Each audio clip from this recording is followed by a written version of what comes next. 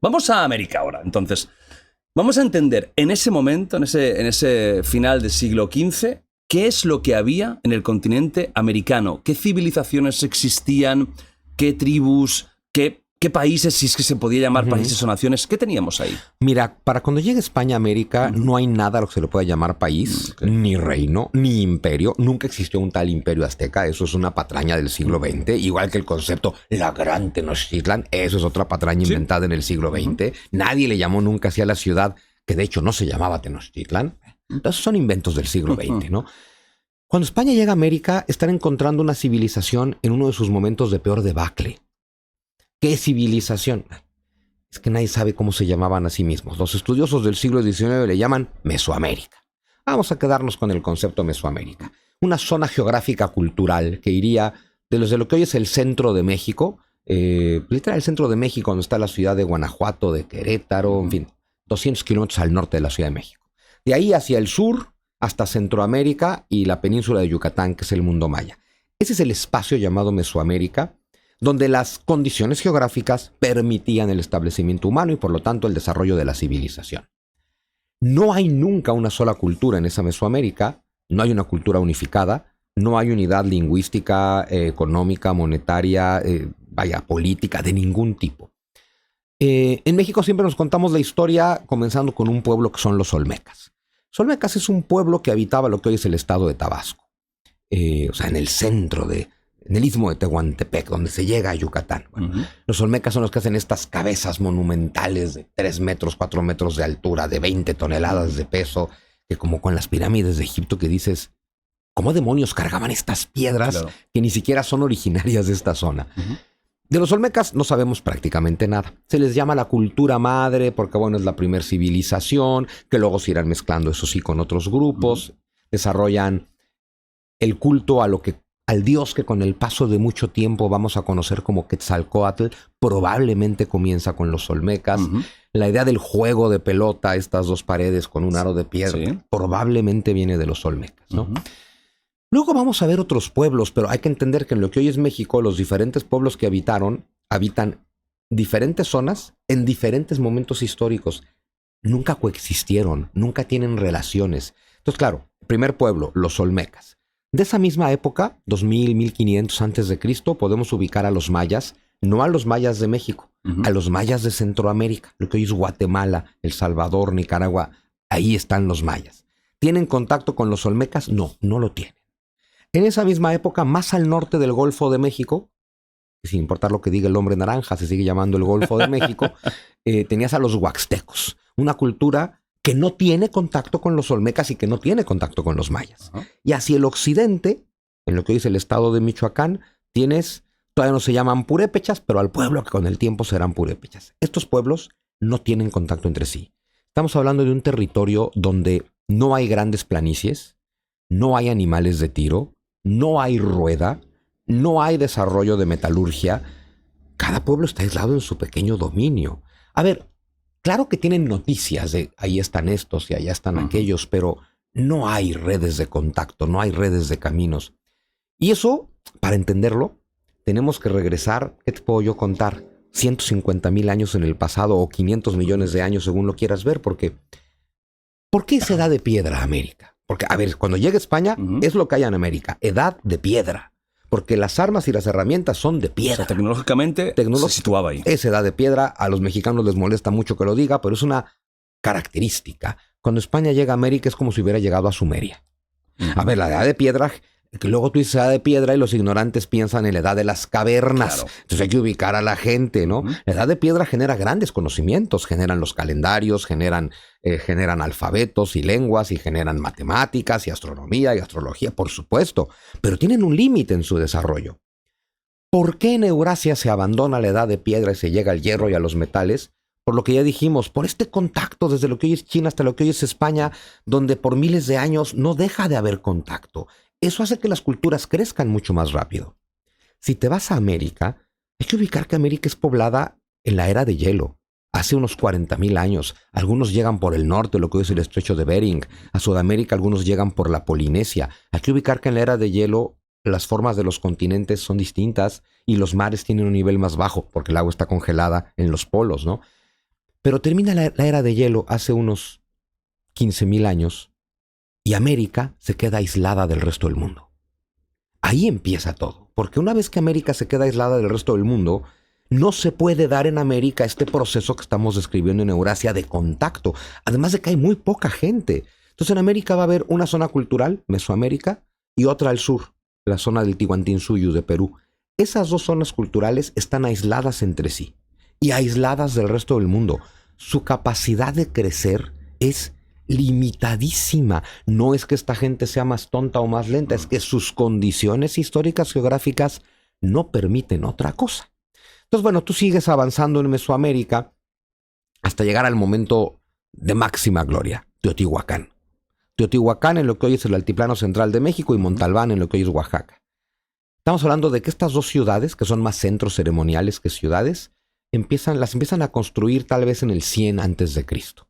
Si nos concentramos en Teotihuacán, las pirámides del Sol y de la Luna ya existen más o menos para el año 200 después de Cristo. La ciudad está llegando a su máxima gloria para el año 400 y para el año 500 ya no existe. Ya cayó y fue saqueada, incendiada, o sea, destruida con rabia y con furia, según nos dejan ver las huellas arqueológicas, ¿no? Lo que nos lleva a otro punto importantísimo de esta Mesoamérica, está protagonizada por el colapso. Si uno estudia las culturas mesoamericanas, el resumen siempre es el mismo. La ciudad comenzó en tal año, se empezó a desarrollar, llegó a su máximo momento de gloria y colapsó.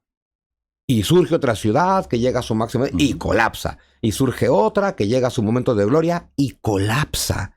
Cuando en una, muy entre comillas, civilización, las ciudades colapsan cada 500 años, bueno, es porque no existen las condiciones para que esas ciudades se desarrollen de manera perpetua. Si tú te vienes a Europa, a ver, Roma puede haber sido invadida y saqueada muchas veces, pero nunca dejó de ser Roma y la gente nunca se dejó de quedar ahí porque era sustentable la civilización. En Mesoamérica no es sustentable la civilización. Para cuando cae Teotihuacán, año 500, los aztecas ni siquiera existen. Es un pueblo que no ha aparecido en la historia. ¿De dónde vienen en México casi todos los pueblos, que como todos son por oleadas migratorias? Vienen del norte, de lo que hoy es Estados Unidos, ubicados en lo que hoy sería el desierto de Nevada, en una zona que hay algunos oasis que permiten un poquito de desarrollo, pero hay que entender que si tú vives... A ver, tienen pensamiento mágico, chamánico, creen en los espíritus de los animales, hacen magia. Ese es su estado, eso es lo que tienen y van migrando poco a poco al sur. Conforme llegan a lo que hoy es el centro de México, ahí las condiciones sí que permiten el desarrollo de ciudades y ahí estos pueblos evolucionan, pero las ciudades siempre colapsan, ¿ves? Claro. En México hoy la lengua indígena más hablada es el náhuatl. Todo el mundo ubica el náhuatl. Bueno, el náhuatl es una lengua que viene del norte, de lo que hoy es Estados Unidos. No se empezó a hablar náhuatl en lo que hoy es México hasta el siglo V, VI después de Cristo. Probablemente los pueblos hablantes del náhuatl son los que invaden y destruyen Teotihuacán. Los aztecas, después llamados mexicas, que si quieres ya luego hablamos de esa distinción, pero bueno, los aztecas, como son más conocidos, van a llegar a la zona de Teotihuacán en torno al año 1100, 1150 después de Cristo, cuando Teotihuacán lleva 700 años abandonada. Claro, cuando colapsa Teotihuacán, muchos de estos pueblos, los habitantes de Teotihuacán, huyen, claro, ¿no? Y empiezan a fundar otras ciudades o a poblar de manera importante ciudades más pequeñas y se van a ir desarrollando otro tipo de ciudades. En lo que hoy es en la Ciudad de México, el lago de Texcoco, los diferentes pueblos hablantes del náhuatl se van estableciendo.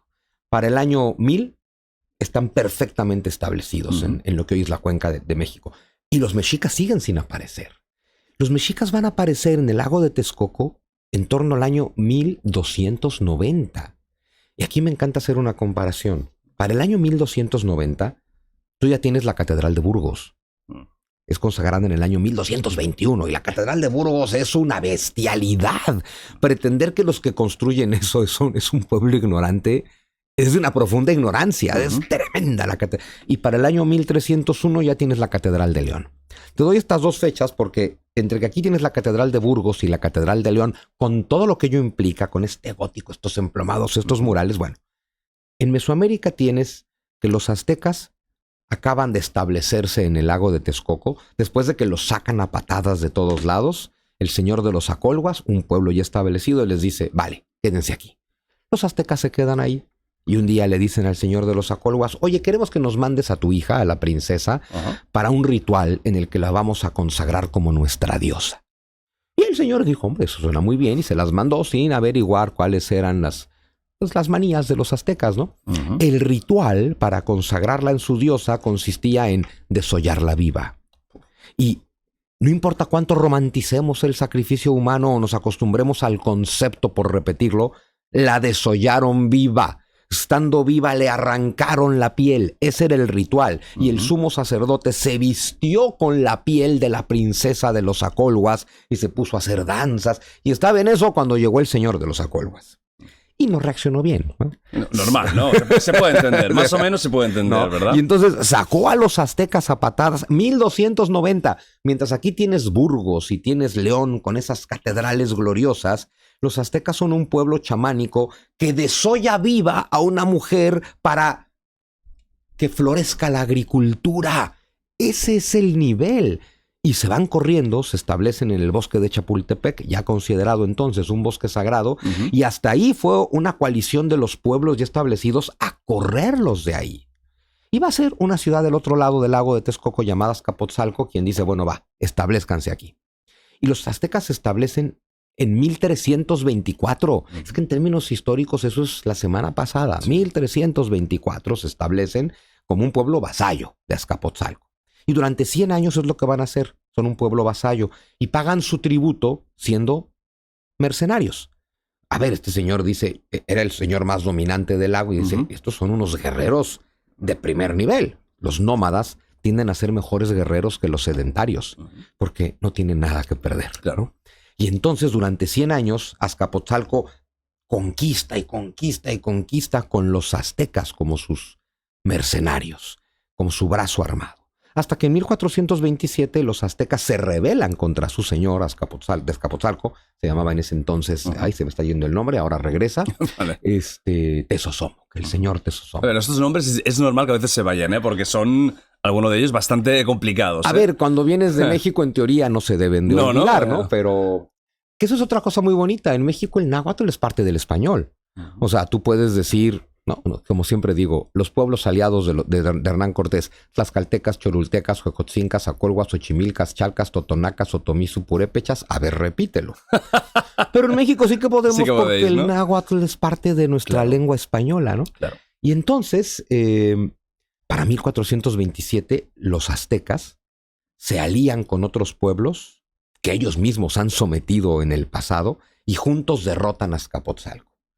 Pero ¿quién nos liberará de los libertadores? Porque una vez que los aztecas liberan a todos los demás del yugo de Azcapotzalco, se convierten en los nuevos poderosos y es cuando desarrollan el concepto de el sacrificio humano.